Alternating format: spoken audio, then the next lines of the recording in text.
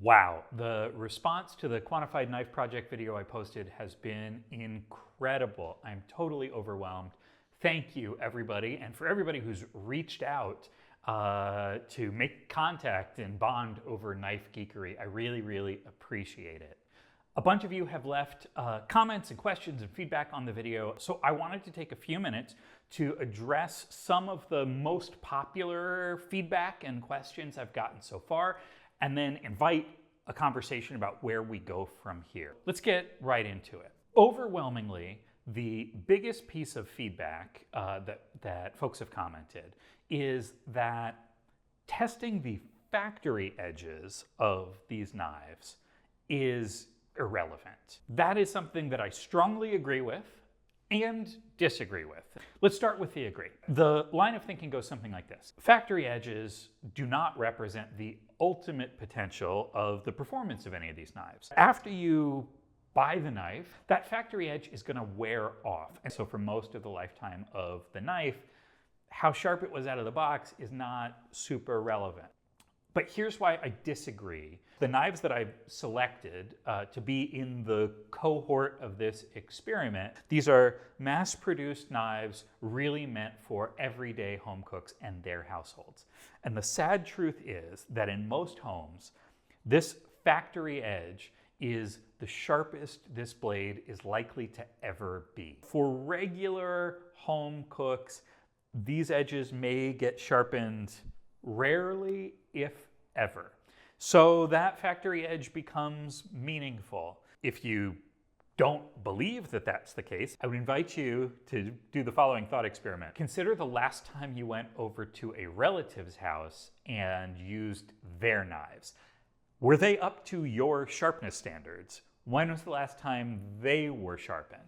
The second piece of very popular feedback and critique that I received is that it was unfair to compare all of these knives with their factory edges because the edge angles, the angle on the secondary bevel, is different across these blades. And so to make this an objective, fair fight, I should resharpen each of these knives to exactly the same bevel angle. And you're not wrong. Across all of these blades, there is a hardness between 50 and 64 HRC. That is an enormous range. Very soft to pretty hard steel.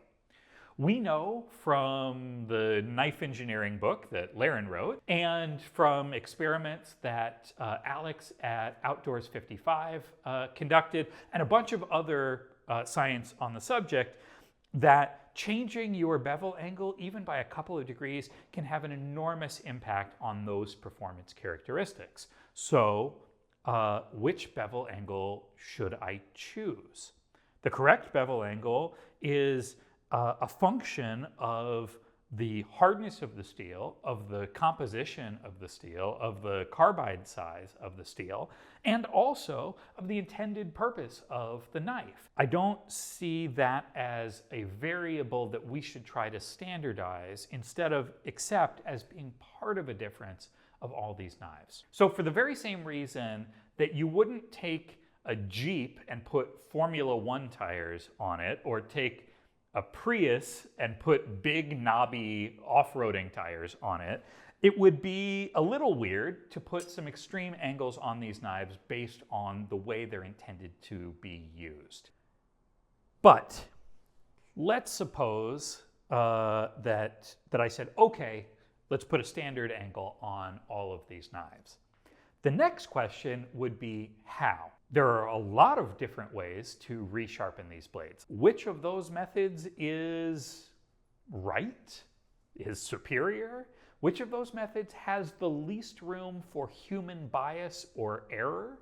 Because if I'm using whetstones, we could say that the variation in the results that you get are due to differences in technique or pressure or other things that I, as a human being trying to sharpen a knife, might be doing wrong or doing inconsistently. So that is another issue and another reason why I've chosen to use factory edges. Now, One other piece of feedback related to all of this is that in the testing I did, trying to be objective, trying to take out human bias and use a robot to do our slicing action, many of you have commented that the slice motion that shows up in the video doesn't have enough slice in it. It looks a bit like a push cut, and fair enough. Yes, in retrospect, I think we got that wrong. There is lateral motion. It is not a straight push cut, but it is just too subtle. So in the future, if I rerun these tests, that's something that I'm going to update. The final piece of feedback, which I think is one of the most important parts of having this conversation, is the only thing that matters is my subjective human experience of how this knife works for me. How does it feel in my hand? How do I like the balance? How do I like the grip on the handle? Do I like how it looks?